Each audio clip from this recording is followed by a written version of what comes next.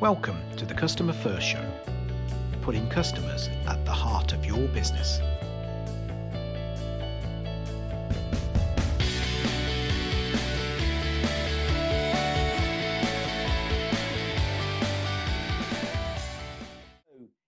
Hi there, Olga. Thank you for joining me today on this podcast episode. Could you just introduce yourself to the listeners, please? Hello, Naeem and everyone. My name is Olga Guseva. I am a managing partner of Integra Consult. I run a consulting company that specializes in customer centricity and loyalty. I am an international CX expert, CCXP, and judge and ambassador of the number of international CX competitions. Brilliant. So you judge a lot of competitions. That can be quite exciting, right? Yes, it is. It's great experience. It's always great to learn from the world's best practices from all over the world. We just came back from Amsterdam a couple of weeks ago when we were judging the International CX Awards. And it was really great to see people from all over the world delivering better customer experience. Brilliant. So, Olga, you've been working in CX and some other things for a long time now. From your personal experience, could you tell me maybe 1, 2, 3 fundamental things that you think CX that are important for customer experience? Okay, well, Naeem, in my view, the 3 most important things are: first is to have like a well thought strategy aligned with the company goals. That's where everything starts. Then second, but also extremely important, is actually to execute this strategy and do it with the relentless consistency and proper dedication of resources and energy. And the third part of good CX is actually supporting the corporate culture, the culture that facilitates execution of your strategy. Okay, excellent. And the first one you said about the strategy, I think that's really important because sometimes people get really caught up with trying to do things and they forget to put a strategy together. Exactly. And then it just becomes a mess when you do a lot of things and you do it in a chaotic way and you don't really measure what's really working, what's not. And the outcome is everyone is tired, everyone is stressed, and no one sees the result of what is going on. And then the company gets frustrated, people burned out and lose interest and say, well, CX is not really for us. We have tried it last year, it doesn't work. Wow. And I think then that's really interesting, isn't it? Because I think what you're saying about is that planning and execution are maybe 2 different skills.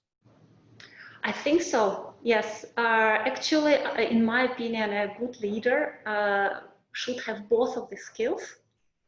And actually, that's the condition under which the great CX is happening in the company. When the leader of the company is really engaged and believe in what he is doing, and then from the other side, he is really consistent in delivering this vision through the whole company.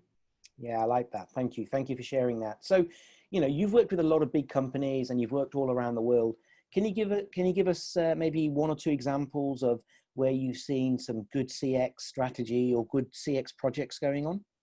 Well, actually, I'm based in Russia, so I work in Russia, and I'm personally judging the Russian CX awards, so I have an access to large number of cases that Russian companies are presenting to their CX projects. And I can tell you that actually we see a lot of great projects, a lot of great work in different industries, starting from banking and telecoms to healthcare, to construction, to like hardcore B2B, like oil and gas.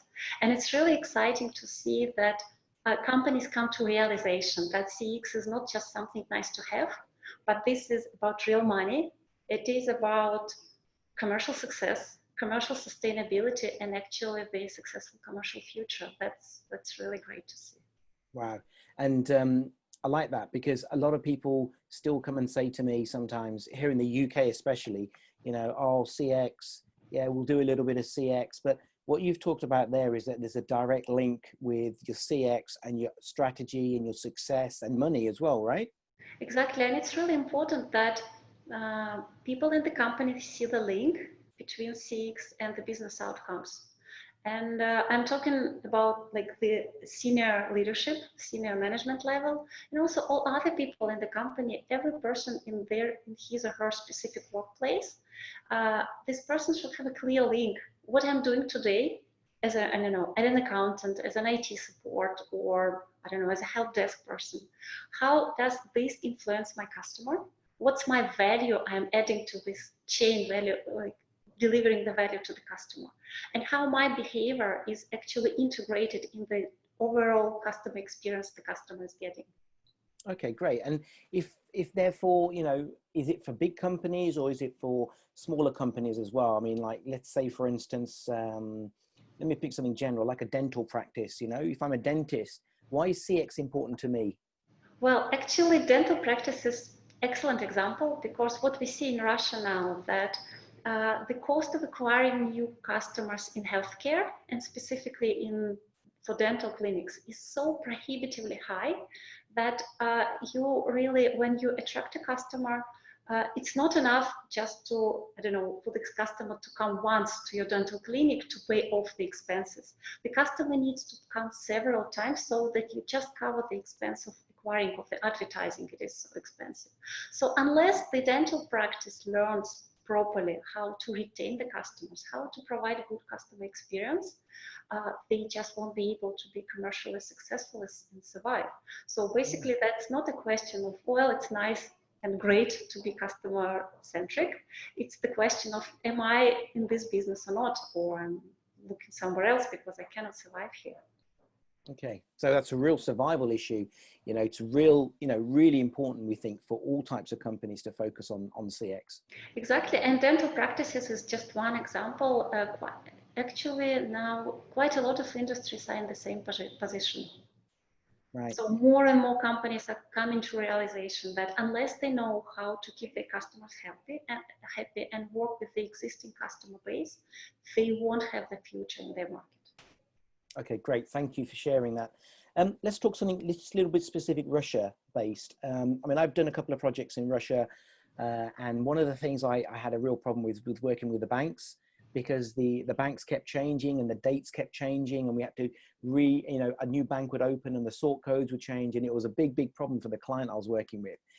Have you worked with any banks? Can you tell me any stories of big corporations that you've worked with, maybe, that you've really had a good time? Actually, yes. We have a long-standing business relationship with one of the largest Russian banks, and we are really proud and happy that last few years we've been working on a large project that was devoted to improving customer experience through educating the people that work at the bank about the importance of CX, and specifically about the tools they can use to build a better customer experience in the bank. That was like a special educational course for middle management. So these are the people who work in the branches, and they have a lot of tasks that are dedicated to him, like commercial, like operational things. And now they also need to focus on CX. They have to understand the importance. Why is it important for me as a manager of the branch or something to invest my energy and efforts to learn it and actually to do it? And it was really great to see that we can deliver practical tools that help these people learn and build better customer experience in so many different regions and parts of Russia. Wow. So you've told me a few good stories there, and you know, you've worked with some good clients. I can definitely tell. You know, so you're obviously a great person to write and collaborate on this customer experience book. Your topic or your chapter that you wrote about. Can you tell me maybe one key thing that someone reading your chapter is going to learn when they read your chapter? Well, actually, I remember we started our conversation talking about the basic principles of CX, what are the main pillars of CX. And actually, the chapter is devoted to the third pillar. It's devoted to corporate culture.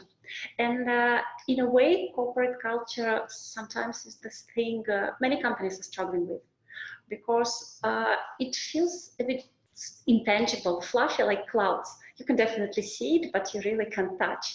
And at the same time, it has huge influence on everything that happens in the company and how CX is progressing in the company.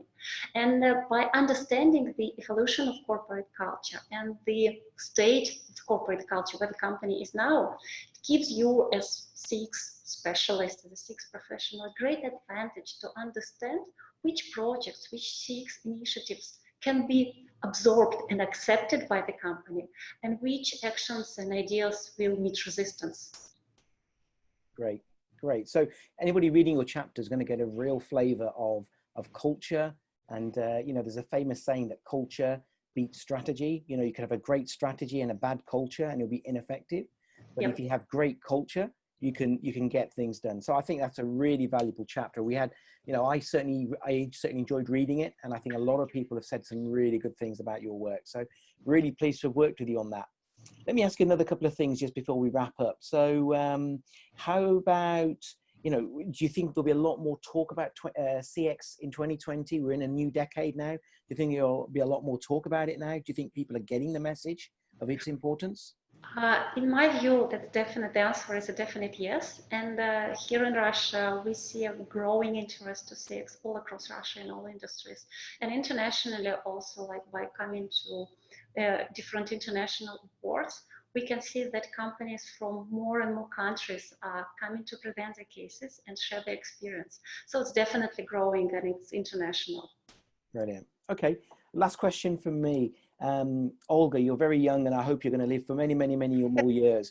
But how would you like people to maybe remember you when your career is done? Or, you know, what would be some kind of a big legacy you'd like to leave from your work in CX? Well, you know, it may sound a bit personal and a bit egocentric, but when I think about CX, I think of myself as a customer. I think of my daughter, I think of my parents, I think of my husbands, and we are all consumers, we are all customers. And the area we work with, customer experience, and what we are trying to do is to help companies improve customer experience. And when I think that I contribute to making the customer experience better, a little bit better in Russia, in other countries, really feels great. This is something that I can leave to my daughter and to future generations that's going to come. And that's great to be part of this great work. That's lovely. That is. You know, and I can see the sincerity and the passion in what you're saying. And I'm really pleased to have met you and to have worked with you. Olga, people will be listening to this and will like to contact you and find out more about you. What's the best way for them to get in contact with you? Well, it's actually quite simple. I'm available on social networks. You can connect to me on LinkedIn. You can connect on Facebook. You can write me an email, which is listed in LinkedIn profile. So I'm very accessible, happy to answer your questions and get to know you. Perfect. And the last thing, so Integra, the company that you're a managing partner of, could you tell us a little bit about what they do? Okay, actually, Integra is one of the few companies in Russia that specializes in customer centricity and customer loyalty. So within this area, we actually do all branches or all parts of activities that the company could, like a client could need help with. So we help companies to build the measurement systems. We educate, so we run educational programs, we have our own programs, and I'm also delivering the famous, world famous customer experience masterclass in Russia and in Russian language. And this is also great to bring all the best practices and experiences from all over the world to the country and share it with the Russian companies in Russian, which I think for many companies is a great advantage who don't really speak English, but they can still benefit from that. And so the second pillar is education, and third is consulting. So we work on, as consultants, helping companies introduce changes, integrate them into their business processes, and develop the corporate culture, get more customer centric. Brilliant. Okay, well, look, I'm really excited about, you know, getting people to listen to this, because I think they're going to get a lot of value from what you've shared, and certainly your chapter was very good. It's been a pleasure talking to you today. Thank you for your time. My pleasure, Naeem, as well.